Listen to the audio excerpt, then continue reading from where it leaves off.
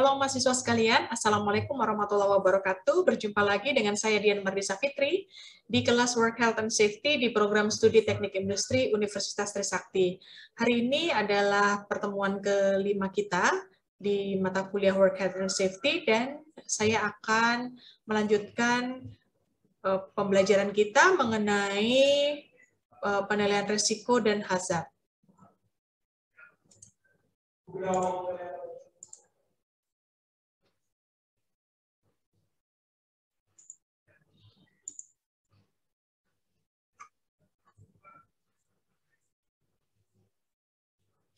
Berikut ini adalah kemampuan akhir yang diharapkan setelah mahasiswa sekalian mengikuti tatap muka.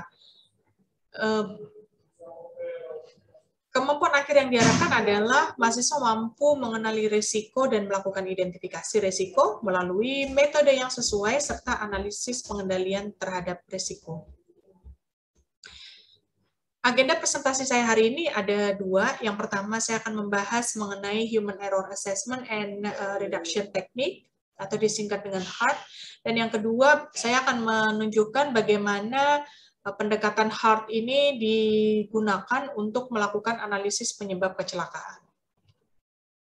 Saya kembali ke pertemuan sebelumnya, bahwa di dalam Risk Assessment dan Hazard Assessment ini terdapat 7 pendekatan. Nah, hari ini kita akan membahas Human Reliability Assessment ini. Baik, saya akan lanjutkan. Nah, ini adalah rangkuman yang saya buat, nanti kita akan bahas satu persatu. Dan saya akan masuk kepada Human Reliability Assessment dan Human Error Identification sebagai salah satu pendekatan dari Risk Assessment dan Hazard Assessment. Ada beberapa metode yang masuk dalam kategori Human Reliability Assessment dan Human Error Identification, yaitu HART yang akan kita bahas hari ini, lalu Sherpa, CRIM, Athena, dan Hermes. Baik, saya akan masuk ke pembahasan Human Error Assessment and Reduction Technique. Mahasiswa sekalian, metode HART adalah metode atau teknik yang digunakan dalam bidang Human Reliability Assessment yang tujuannya adalah untuk mengevaluasi besarnya probabilitas dari terjadinya human error selama proses penyelesaian dari sebuah task yang spesifik. Berikut ini adalah diagram alir metode HART, dimawali dari memilih generic task dalam tabel yang disediakan oleh HART ini. Setelah itu, kita dapat memilih kandidat error producing condition atau EPC. Kemudian setelah itu kita melakukan pemeriksaan terhadap generic task dan memberikan poin berdasarkan tabel. Lalu memeriksa EPC dan memberikan poin juga berdasarkan tabel yang disediakan. Setelah itu kita dapat menghitung assessed of proportion untuk setiap EPC yang kita dapatkan. Dan yang terakhir kita dapat mengalihkan nilai dari generic task ini dengan hasil masing-masing dari EPC. Kita masuk satu persatu, saya akan tunjukkan bagaimana tabel HART ini dapat digunakan. Saya masuk pada tahapan pertama dari keseluruhan metode HART, yaitu menentukan tipe task dari kemungkinan error yang terjadi yang diperoleh dari tabel yang ini. Ini adalah tabel HART Generic Task Categories. Jadi ada beberapa task di dalam HART ini ya, di mana masing-masing kategori task ini telah ditentukan nilai nominal human unreliability-nya beserta dengan range-nya. Jadi nilai nominal human unreliability ini adalah nilai tengahnya, sedangkan berdasarkan kondisi yang kita amati, kita dapat memberikan nilai yang masuk dalam range ini. Baik. Kemudian di tahapan yang kedua adalah kita menentukan error producing condition atau EPC. Ini diperoleh dari tabel error producing condition. Jadi ini adalah tabel EPC. Di mana tabel ini menunjukkan bahwa ini adalah kondisi-kondisi yang bisa menyebabkan error. Artinya dia adalah error likely-nya, kita sebut sebagai error producing condition, di mana kondisi-kondisi yang tertera dalam tabel inilah yang dapat menyebabkan error yang terjadi. Lalu yang di sebelah kanan ini adalah total effect terhadap human error-nya. Langkah yang ketiga adalah menentukan proportion of effect yang bernilai antara 0 sampai 1 pada tabel assess proportion of effect. Nah, ini adalah tabelnya, di mana masing-masing skor untuk assess proportion ini didasarkan pada penilaian kita, apakah EPC atau error producing condition tadi memiliki pengaruh terhadap human error probability. Jadi ini terutama di sini kita akan melihat frekuensi kejadiannya. Nah, langkah yang keempat adalah menghitung assessed effect dengan rumus seperti ini ya. Jadi assessed effect ini akan dihitung berdasarkan nilai EPC yang kita dapatkan dari tabel. Lalu pada tahap yang terakhir kita akan menghitung human error reliability dengan rumus HEP ini, di mana R ini nanti kita akan masukkan nilai human unreliability yang kita dapatkan dari tabel. Nah, ada satu kelemahan dalam metode HART ini, di mana kita bisa saja mendapatkan nilai probabilitas total kegagalan ini bisa lebih dari 1. Tetapi menurut William tahun 1992, William menyebutkan bahwa sebagai probabilitas total kegagalan itu sebenarnya tidak pernah bisa melebihi nilai 1. Jadi tidak pernah bisa lebih besar dari 1 kemungkinannya. Jika perkalian faktor mengambil nilai di atas 1, maka probabilitas kegagalan ini harus diasumsikan sebagai 1 ya. Dan artinya kita tidak boleh memberikan nilai probabilitas ini di atas 1.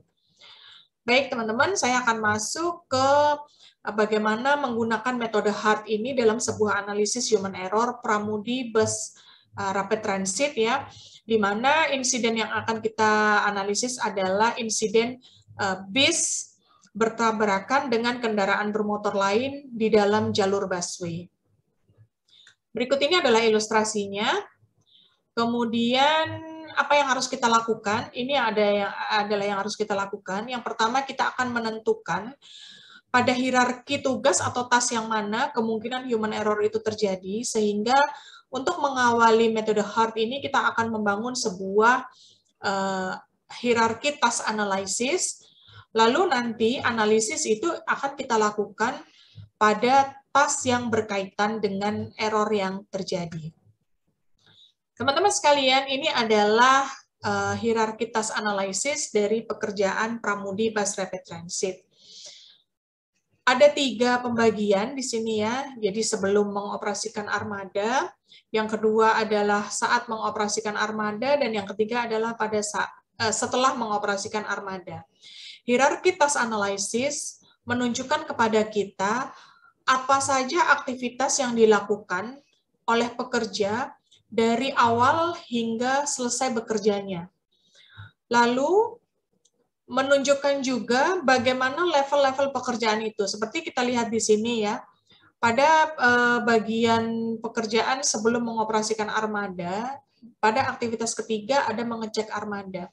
Mengecek armada ini bisa kita breakdown lagi menjadi 4 ya, menjadi 4 untuk hierarki yang lebih bawah lagi, yaitu mengecek fisik armada bisnya, mengecek bannya, mengecek rem, dan mengecek pintu pneumatik. Nah, jika sub elemen kegiatan ini masih bisa di breakdown lagi, maka memang sangat disarankan untuk di breakdown lagi. Sehingga dalam hierarki task analysis ini kita bisa mendapatkan aktivitas yang paling mikro, gitu ya, karena memang human error itu bisa terjadi pada aktivitas yang lebih mikro. Nah, karena kita akan mengamati kejadian insiden bis bertabrakan dengan kendaraan lain di dalam jalur busway, maka kita bisa mengeliminasi aktivitas sebelum dan sesudah mengoperasikan armada. Karena kejadian kecelakaan di jalur busway itu pasti terjadi pada bagian di sini ya. Jadi saat mengoperasikan armada bus. Nah, setelah itu kejadian kecelakaan itu kita persempit lagi pada tas mengemudikan armada di jalur Transjakarta atau jalur busway. Kemudian kita lihat pada breakdown aktivitasnya ini, di mana kemungkinan bahwa bertabrakan itu terjadi, gitu ya. Nah, di sini bertabrakan itu pasti diduga itu disebabkan karena pengemudi ini tidak mengemudi dengan konsentrasi yang penuh. Nah, sehingga kita akan fokus pada tugas 1.3 ini. Baik, mudah-mudahan ini cukup jelas, teman-teman ya. Nah, kita akan masuk bagaimana HART ini akan menganalisis kesalahan tadi ya, kesalahan tidak fokus tadi ya. Nah, analisis human error akan kita fokuskan pada jalur bus rapid transit yang tidak steril gitu ya, dan pada tas 1.3.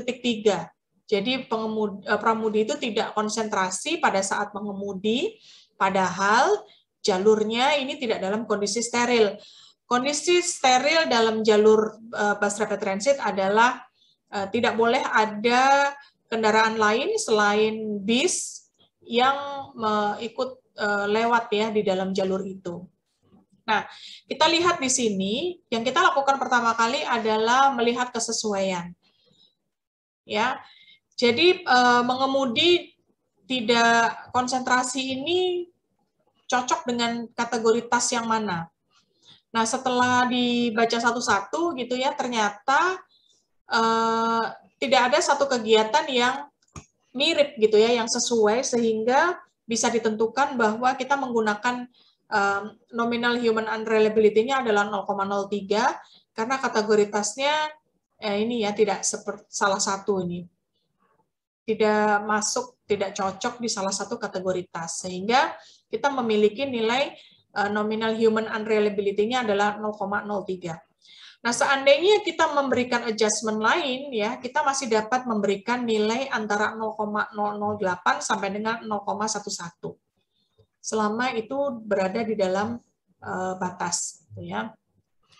Kemudian tahapan yang kedua, menentukan error producing condition dengan tabel EPC, ini seperti yang ada di layar. Nah, nilai EPC ini diperoleh dari total efeknya. Ini ya, jadi kita akan melihat kesesuaian kondisi. Nah, di mana dalam kasus ini error production condition itu ada dua yang menyebabkan mengapa pramudi itu menjadi tidak konsentrasi ya.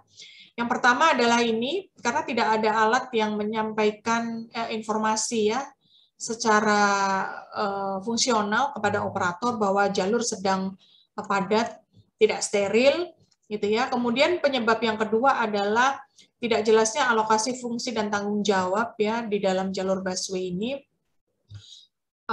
Bagaimana pembatasan kendaraan-kendaraan selain bis, bus rapid transit yang masuk ke dalam jalur.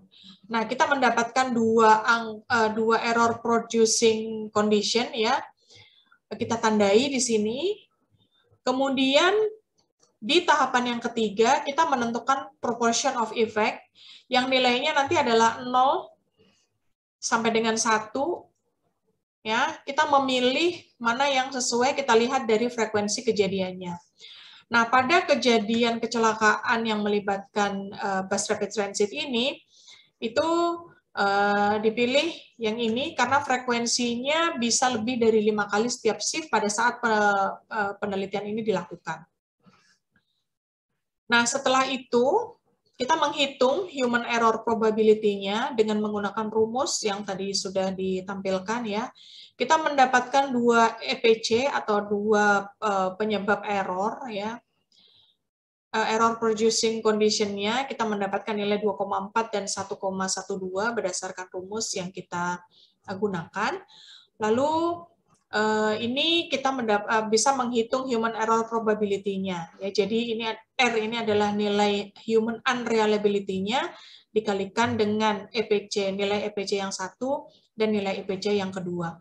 Kita lihat di dalam rumus ini adalah nilai produk, sehingga memang sangat memungkinkan bahwa jika kita memiliki lebih dari satu atau banyak sekalipun, gitu ya, error producing condition. Nah, tentu saja banyaknya error producing condition ini nanti akan berpengaruh kepada human error probability. Nah, perhitungan ini dapat kita intisarikan menjadi dalam tabel seperti ini ya. Jadi pada tahap pertama kita menentukan generic task type-nya atau GTT-nya. Kita menentukan bahwa ini masuk dalam kategori I atau tidak ada keadaan seperti pada kategori generic task type-nya.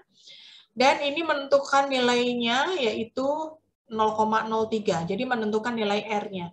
Nominal human unreliability. Nah, setelah itu kita menganalisis error producing condition-nya. Kita mendapatkan 2 EPC di sini, tidak ada alat yang menyampaikan informasi secara fungsional, dan tidak jelas alokasi fungsi dan tanggung jawabnya. Nah, kita melihat di sini bahwa total hard effect-nya kita dapat dari tabel. Ya, ini adalah langkah kedua. Itu 8. Kemudian assess proportion-nya kita hitung dengan rumus. Kemudian assess effect-nya juga dengan rumus, sehingga berdasarkan nilai-nilai yang kita dapatkan dari tabel ini, kita akan menggunakan rumus ini, rumus HEP. Ya, yang pertama kita akan melihat berapa nilai R-nya. Ini adalah nilai R-nya 0,03 dikalikan dengan nilai assessed effect dari EPC pertama yaitu 2,4 dikalikan lagi dengan assessed effect dari EPC yang kedua yaitu 1,12 dan terakhir kita mendapatkan bahwa human error probability untuk pengemudi ini loss concentration ya, loss tidak berkonsentrasi pada saat mengemudi, tidak awas ya, padahal kondisi jalur sedang tidak steril, ini besarnya adalah 0,081.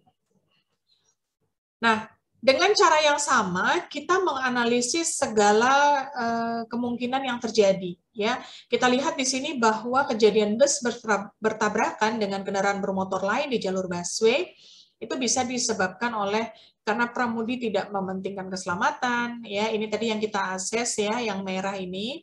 Lalu buru-buru ya, ingin cepat sampai ke tujuan, dan mengemudi di atas batas kecepatan yang diperbolehkan, yaitu 50 km per jam, atau dia telat menginjak rem. Nah, ini kita hitung dengan cara yang sama. Kita lihat di sini bahwa ternyata human error probability untuk telat menginjak rem ini adalah yang paling besar gitu. Nah, kita ingat bahwa untuk armada bus yang besar, kalau kita ingin memberhentikan kendaraan, itu kita harus mengira-ngira jarak 6 meter. Nah,